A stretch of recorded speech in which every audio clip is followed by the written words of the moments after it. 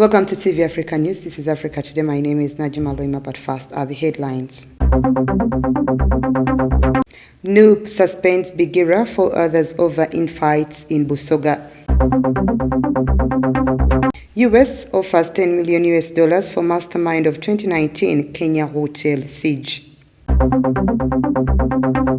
Morocco pull out of CHAN 2023 because of light disagreements with Algeria. Welcome once again. Now the news in detail.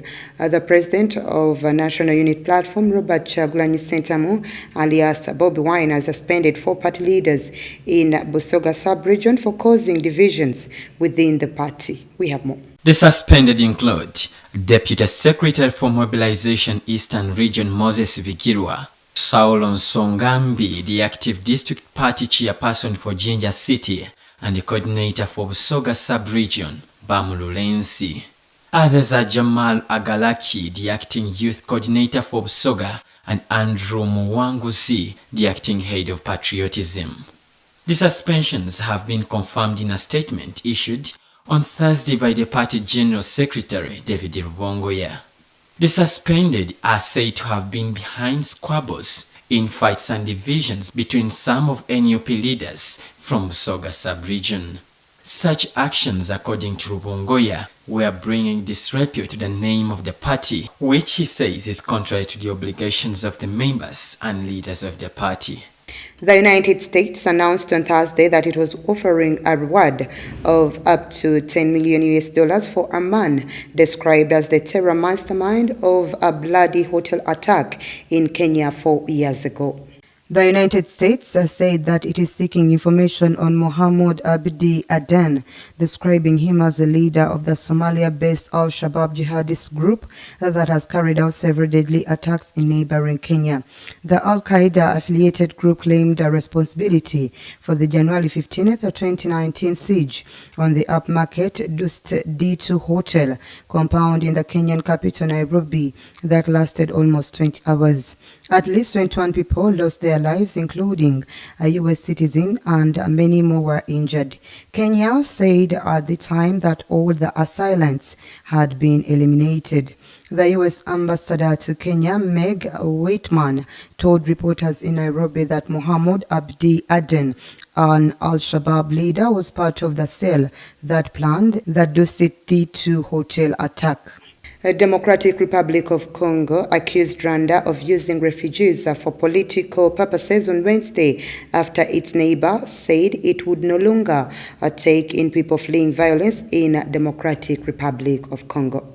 Rwandan President Paul Kagame said on Monday that his country cannot keep hosting refugees, stoking already high tensions between the two countries.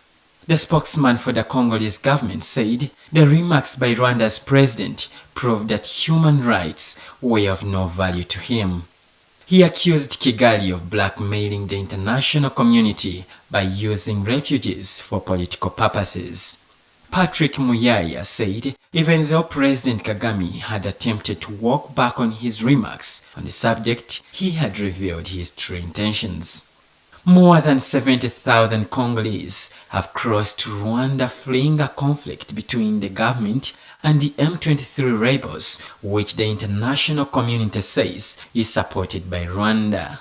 Kigali denied the claim. Let's take a quick break. We will be right back.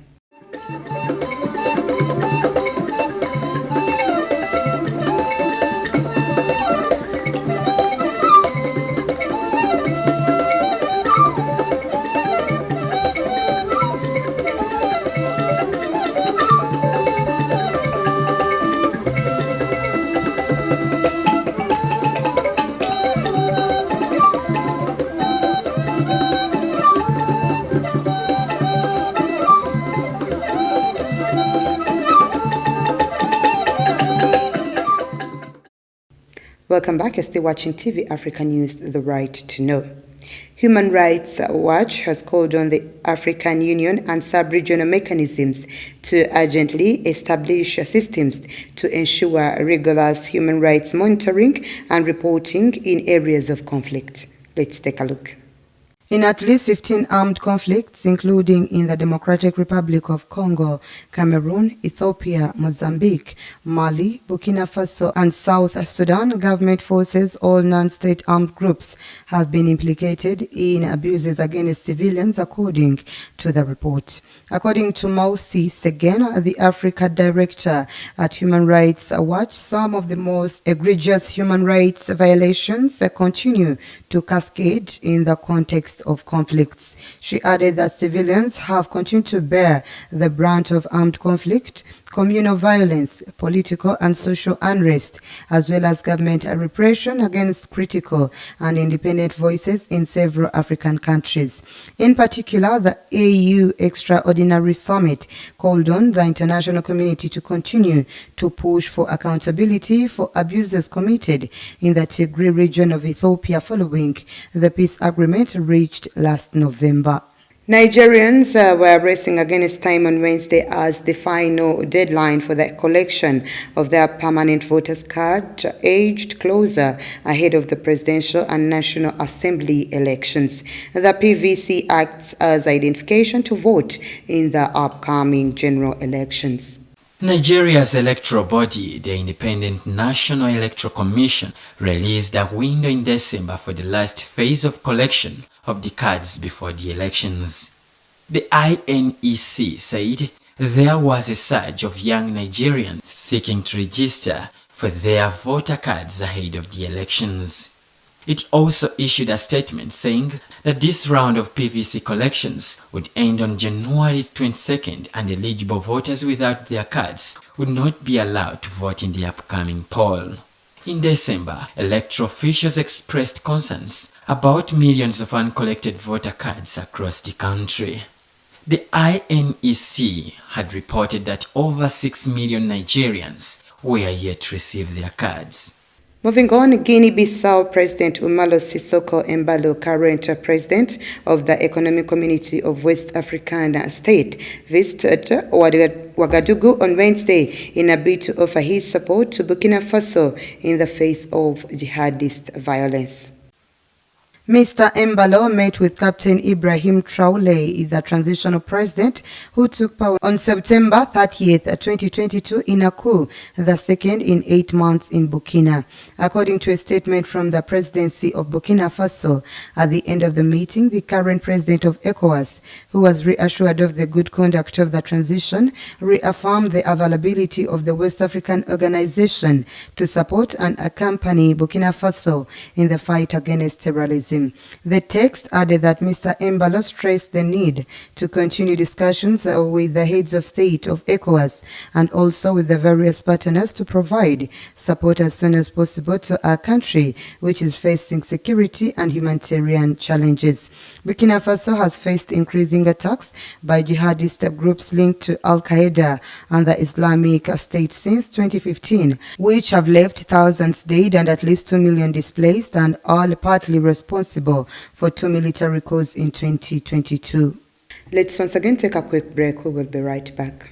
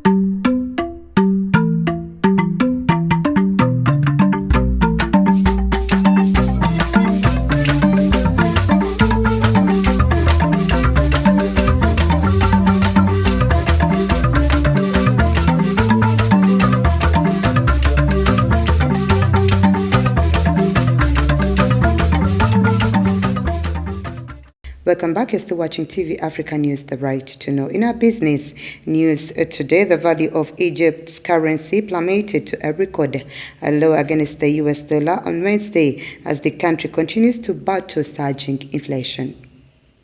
Decisions in recent months by Egypt's central bank to raise the main interest rate have set off an economic shock that has affected millions of residents. Hanan Ramses, an economic analyst, explains the effects of the event, saying that a complete flotation happened to the pound against the US dollar and its value increased more than one time during the day, reaching £30 for $1, adding that the effect of this on the Egyptian street is that the person who is saving and collecting dollars might start to relinquish the dollars and change it to Egyptian pound, and this might balance the exchange rate.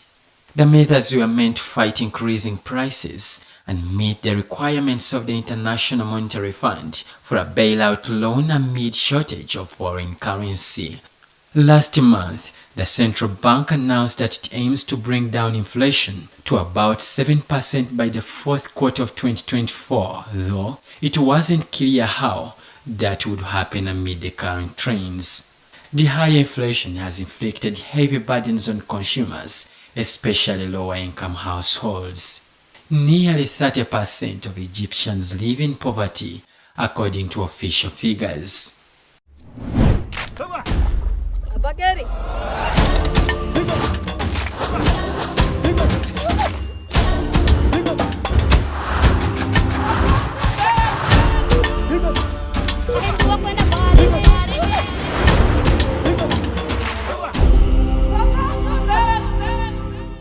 In our health news today, Egyptian motorists drove through flooded streets on Thursday as heavy rain hit areas of Alexandria City early in the morning.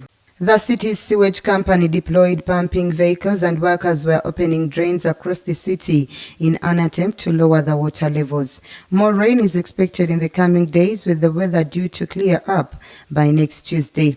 Residents have complained about the disruption the weather has caused, which included school closures. Indeed, the Northern African nation was lashed by a rainstorm last week. Every year, the port city of Alexandria sinks by 3 millimeters, partly weakened by the Nile dams upstream that prevent soil consolidation. The sea rising by 1 meter in 2050 is the UN Climate Panel worst-case scenario.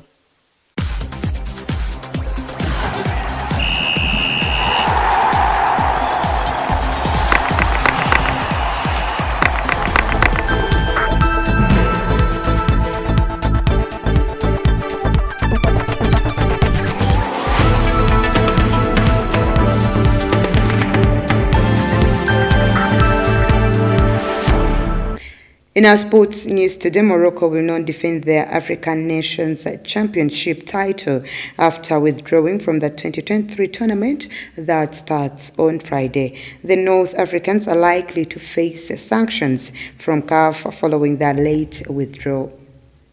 Host Algeria refused Morocco's demands for a direct flight from Rabat to Constantine, where their group matches were to be held, due to the icy diplomatic relations between the two countries. Morocco had in December threatened to pull out of the biennial tournament unless they were allowed to fly in directly from their capital Rabat aboard the country's national airline Royal Air Maroc, a demand they sent to CAF, but which Algeria flatly rejected. The two countries cut diplomatic ties in August 2021, after which they closed the airspace with all direct flights between them suspended. Algeria take on Libya in the tournament's opening game on Friday, while Morocco were set to begin the defense of their title against Sudan on Sunday, but the Moroccan Football Federation said that will now not be possible. The Atlas Lions had been pulled in Group C alongside Ghana, Madagascar and Sudan, and their withdrawal complicates matters for CAF, who will have to do without one of the star teams at the tournament. Morocco had played 2 friendly matches against Ethiopia early this week in readiness for the tournament, which they had hoped to attend. That was the news. Thank you for always keeping it TV Africa. Please do stay tuned. More programming coming your way.